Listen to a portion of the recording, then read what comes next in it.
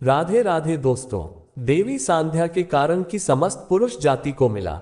यहाँ आइए इस प्राचीन कथा के माध्यम से जानते हैं देवी संध्या ने पुरुष जाति को श्राप क्यों दिया था। दोस्तों, एक समय की बात है, देवर्षि नारद भगवान शिव के दर्शन करने के उद्देश्य से कैलाश पर्वत पर जाते हैं। देवर्षि को देखकर भगवान शिव प्रसन्न होते हैं और कहते हैं, हे नारद, आज किस कारण से कैलाश पर तुम्हारा आगमन हुआ है? अवश्य ही प्रभु ने कोई लीला रची है जिसका भाग बनकर तुम यहां पर आए हो। नारद जी कहते हैं, हे भोलेनाथ, तो संसार के कांड में वास करते हैं, भला आपसे कोई बात कैसे छुपी रह सकती है? हे प्रभु, मन में आपके दर्शन करने की इच्छा हुई तो चला गया। आज मेरे मन में एक संघ का निर्माण हो गई है, उसी का समाधान करने के उद्देश्य से आपके पास आया हूं। कृपया मेरी शंका का समाधान कीजिए। भगवान शिव कहते हैं, हे नारद, तुम मन में जो भी शंका हो निसंकोच होकर पूछ लो, तुम्हारी हर शंका का समाधान किया जाएगा। अतः तुम्हारी जो भी शंका हो पूछ लो। दिवस कहते हैं, हे दीनानाथ, परम दयालु और कृपालु है, अपने सभी भक्तों पर समान कृपा दृष्टि बनाए रखते हैं। भक्तों के मन में क्या चल रहा है आप स्वयं ही जान लेते हैं और उसकी इच्छा को पूर्ण करते हैं। मेरे मन में जो शंका है उससे भी आप भली भांति जानते हैं। भगवान शिव कहते हैं, नारद, तुम्हारे मन में जो प्रश्न उठ रहा है उससे मैं अवश्य जानता हूं, इसीलिए आप पूछने में संकोच ना करो। देवर से कहते हैं, हे प्रभु, आज मैं आपके पास ये जानने के लिए आया हूं, देवी संध्या कौन थी और उन्होंने समस्त पुरुष जाति को कौन सा श्राप दिया था। आज मैं आपके पास देवी संध्या का महत्व में सुनने के लिए ही आया हूं। भगवान शिव कहते हैं, हे नारद, आज तुमने उत्तम प्रश्न किया है, इसमें समस्त मानव जाति का कल्याण छिपा हुआ है। आज मैं तुम्हें देवी संध्या के जन्म की कथा सुनाता हूं। इस कथा में तुम्हें तुम्हारे सभी प्रश्नों के उत्तर मिल जाएंगे, इसीलिए देवी संध्या के इस प्राचीन इतिहास को तुम ध्यान पूर्वक सुने। इसका श्रवण करने मात्र से ही कोटि कोटि पापड़ भर में जलकर भस्म हो जाते हैं। देवर से कहते हैं, हे प्रभु, मैं इस कथा को ध्यान से पूरा अवश्य सुनूंगा, कृपा करके आप मुझसे वह कथा कहिए। फिर भगवान शिव देवर्षि नारद को उस महान नारी संध्या की कथा सुनाना आरंभ करते हैं। लेकिन वीडियो में आगे बढ़ने से पहले एक छोटी सी रिक्वेस्ट है, अगर आपने ये चैनल अभी तक सब्सक्राइब नहीं किया है तो सबसे पहले सब्सक्राइब कर ले, ताकि सनातन धर्म से जुड़ी सारी जानकारियां आप तक सबसे पहले पहुंच सके। कमेंट्स बॉक्स में प्यार भरा हर हर महादेव लिखकर आपकी हाजिरी अवश्य दें। चलिए वीडियो करते हैं स्टार्ट। नारद, जब सृष्टि का आरंभ हो रहा था तब दृष्टि के रचयिता ब्रह्मा जी कमल के आसन पर विराजित होकर भगवान का ध्यान कर रहे थे।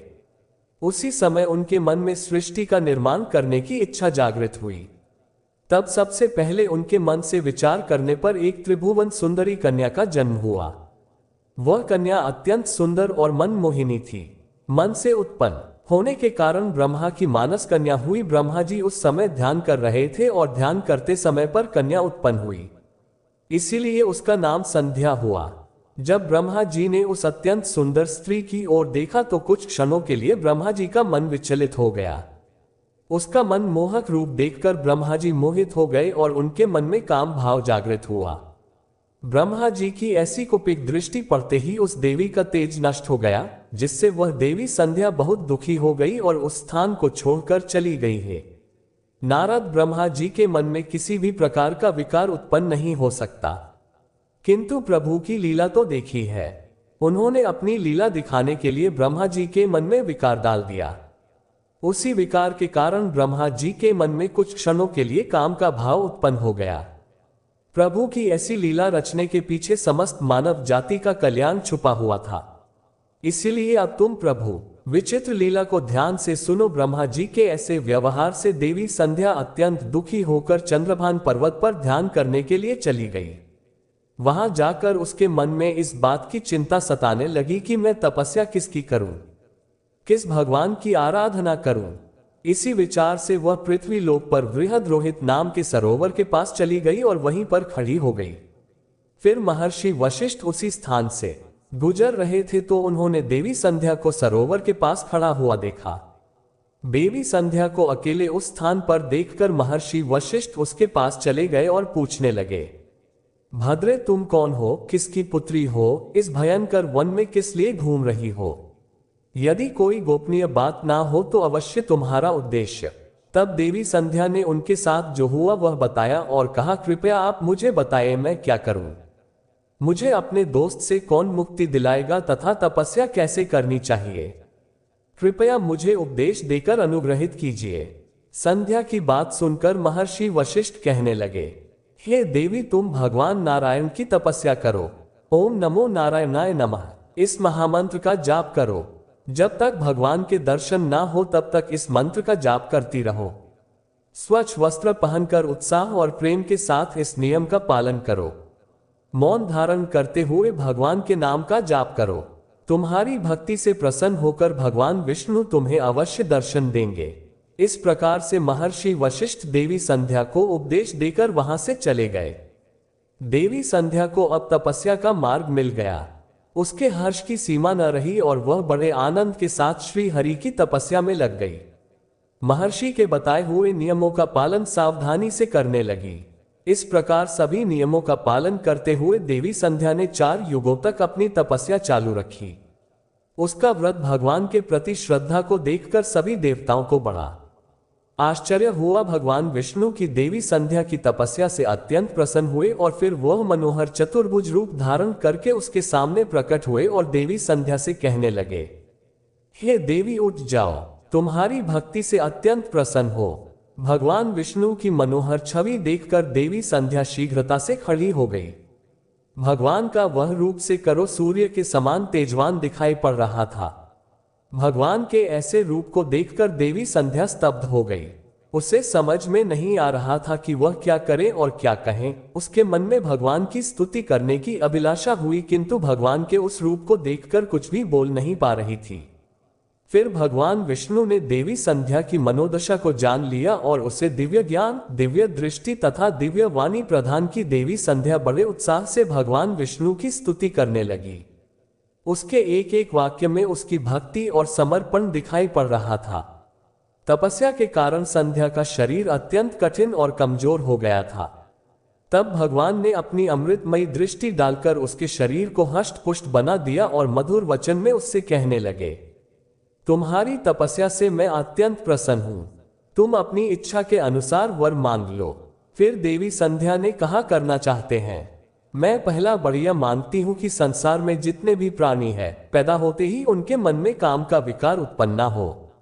दूसरा भर में यह मानती हूं कि मेरा पतिव्रता धर्म कभी खंडित ना हो। और तीसरा वरदान मुझे ये दीजिए कि अपने पति के अलावा किसी पुरुष के प्रति मेरे मन में आसक्ति ना हो। जो भी पुरुष मेरी और काम आपसे देखें वह पुरुष नपुंसक हो जाए। और भगवान विष्णु में वरदान देते हुए कहा है, कल्याणी आज तुमने संसार के कल्याण के लिए उत्तम वर मांगा है। इसलिए आज से ही पैदा होने के बाद किसी भी प्राणी में कामवासना का भाव नहीं होगा। मनुष्य की शरीर की 4 अवस्थाएं होंगी, बाल्य, कौमार्य, यौवन और जरा। मनुष्य को कौमार्य अवस्था के अंत में ही काम भाव का उदय होगा। तुम्हारी इस तपस्या से आज मैंने यह मर्यादा कर दी है, संसार में कोई भी प्राणी पैदा होते ही काम भावना संयुक्त नहीं होगा। तुम्हारे सतीत्व की प्रशंसा तीनों लोकों में होगी और तुम्हारे पति के अलावा जो भी पुरुष तुम्हें काम की दृष्टि से देखेगा वह तुरंत ही नपुंसक हो जाएगा। तुम्हारे पति बड़े भाग्यवान, तपस्वी, सुंदर तथा तुम्हारे साथ 7 कल्पों तक जीवित रहने। श्रीदेवी तुमने जो जो वर मांगे हैं मैंने वह प्रदान किए हैं। अब मैं तुम्हारे मन की बात कहता हूं। पहले तुमने अग्नि में अपने शरीर को त्याग देने की प्रतिज्ञा की थी।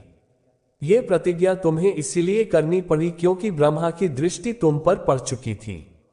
निर्दोष होने पर भी तुम अपने इस शरीर को त्यागना चाहती हो। यहां से पास ही चंद्रभागा नदी है। उस नदी के तट पर महर्षि मेधातिथि एक ऐसा यज्ञ कर रहे हैं जो 12 वर्षों में पूर्ण होगा। उसी यज्ञ में तुम अपने शरीर का त्याग करके अपनी प्रतिज्ञा पूरी करो, किंतु तुम वहां पर ऐसे वेश में कि मुनियों की दृष्टि तुम्हारे ऊपर ना पड़ सके। मेरी कृपा से तुम अग्नि देव की पुत्री हो जाओगी। जिसे तुम अपना पति बनाना चाहती हो उसका चिंतन करते हुए तुम उस अग्नि में अपना शरीर त्याग दो। इतना कहकर भगवान विष्णु ने अपने हाथ से देवी संध्या के मस्तक को स्पर्श किया। भगवान का स्पर्श होते ही देवी संध्या का शरीर आटे का बन गया। भगवान ने ऐसा इसलिए किया क्योंकि मुनियों का वह यज्ञ संसार के कल्याण के लिए हो रहा था और उस अग्नि में मांस ना गिरे और अग्निदेव मांस भोजी ना बन जाए। तदनंतर देवी संध्या अदृश्य होकर उस यज्ञ के स्थान पर गई। उस समय उसके मन में एक ही भावना थी। उसने पृथ्वी पर आते ही सबसे पहले महर्षि वशिष्ठ जी के दर्शन किए थे। इसीलिए उसने अपने मन में महर्षि वशिष्ठ जी को ही अपना पति मान लिया और उन्हीं का चिंतन करते हुए उन्होंने यज्ञ की अग्नि में अपने शरीर को त्याग दिया। फिर भगवान की आज्ञा से अग्निदेव संध्या के शरीर को मंडल पर लेकर गए। फिर सूर्यदेव ने संध्या के शरीर के 2 भाग करके देवताओं और पितरों को प्रसन्न करने के लिए अपने रथ पर स्थापित कर दिया। उसके शरीर का ऊपरी भाग प्रातः काल हुआ और शेष भाग संध्या काल हुआ। देवी संध्या के कारण ही सुबह सूर्योदय के समय को प्रार्थना संध्या कहा जाता है और सूर्यास्त के समय को संध्या काल कहा जाता है। इस प्रकार से देवी संध्या जो त्याग की मूर्ति थी, उन्होंने अग्नि में प्रवेश करके अपने जीवन को समाप्त कर दिया। भगवान विष्णु के देवी संध्या दूसरे जन्म में अरुंधति के रूप में प्रकट हुई और ब्रह्म ऋषि वशिष्ठ जी की पत्नी हुई। भगवान शिव कहते हैं, हे नारद, किस प्रकार से देवी संध्या के कारण ही संसार में जन्म लेने वाला प्रत्येक प्राणी काम के भाव से रहित होता है। उसके अंदर किसी भी प्रकार की कामवासना नहीं होती है और जब वह कौमार्य को प्राप्त हो जाता है तभी उसमें कामवासना उत्पन्न होती है। इस प्रकार से मैंने आपको देवी संध्या के जीवन का चरित्र सुना दिया है। देवर्षि कहने लगे, हे प्रभु, आपने देवी संध्या के चरित्र को सुनाकर मुझ पर बड़ा उपकार किया है। देवी संध्या की कथा सुनकर मैं धन्य हुआ।